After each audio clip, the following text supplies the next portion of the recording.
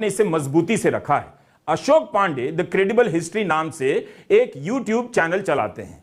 उनके चैनल पर कश्मीर को लेकर हिंदी में तमाम जानकारियां हैं, आप वहां जाकर विस्तार से देख सकते हैं। और अशोक पांडे ने कश्मीर पर हिंदी में कुछ किताबें भी लिखी हैं। शुरुआत में ही, अपने शुरुआती पॉइंट्स में ही चीफ जस्टिस ने कहा कि जम्मू कश्मीर का संविधान जो था वो संप्रभु नहीं बनाता था, जम्मू कश्मीर को सोवराइन नहीं बनाता था।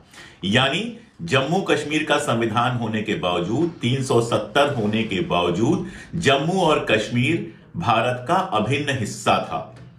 करण सिंह के डिक्लेरेशन की उन्होंने बात की। करण सिंह के डिक्लेरेशन के बाद से ही जम्मू और कश्मीर भारत का अभिन्न हिस्सा था।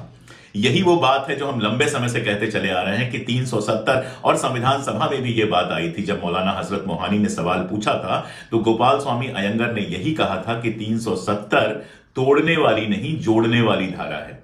और गुलजारी लाल नंदा ने एक बार संसद में कहा था कि 370 वो टनल है जिससे भारत हिंदुस्तान कश्मीर के साथ जुड़ता है।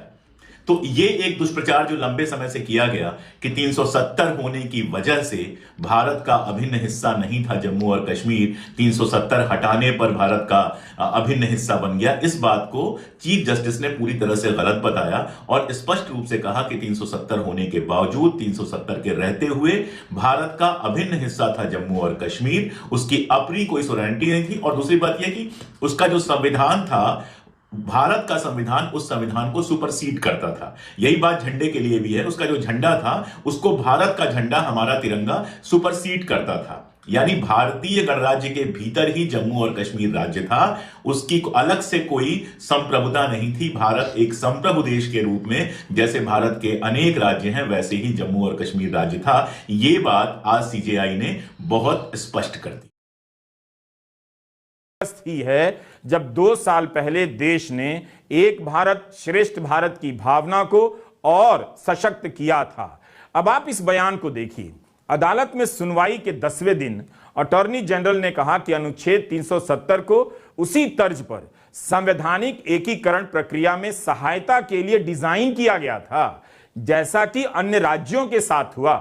इंस्ट्रूमेंट ऑफ एक्सेशन और जम्मू कश्मीर के महाराजा की उद्घोषणा के संयुक्त वाचन पर, जिसके बाद 370 को अपनाया गया, जम्मू कश्मीर की संप्रभुता के सभी निशान भारतीय प्रभुत्व को सौंप दिए गए। तब फिर नेहरू की क्या गलती थी?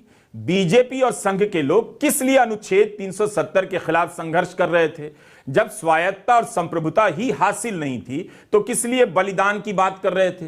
क्या एक झूठे मुद्दे को खड़ा कर उसके लिए संघर्ष करने का नाटक रचा गया? अब जब सुप्रीम कोर्ट ने कह दिया कि अनुच्छेद 370 का मतलब संप्रभुता नहीं है, तब किसी को बताना चाहिए कि नेहरू की गलती क्या थी। हटाने का फैसला गलत नहीं था, ठीक है, मगर जो हटाया गया है उससे राज्य को संप्रभुता हासिल नहीं थी, तब फिर उसे हटाना क्यों इतनी बड़ी घटना है? इस एक मामले में दुष्प्रचार से हिंदी प्रदेशों में कश्मीर को लेकर कितनी धारणाएं बन गई हैं।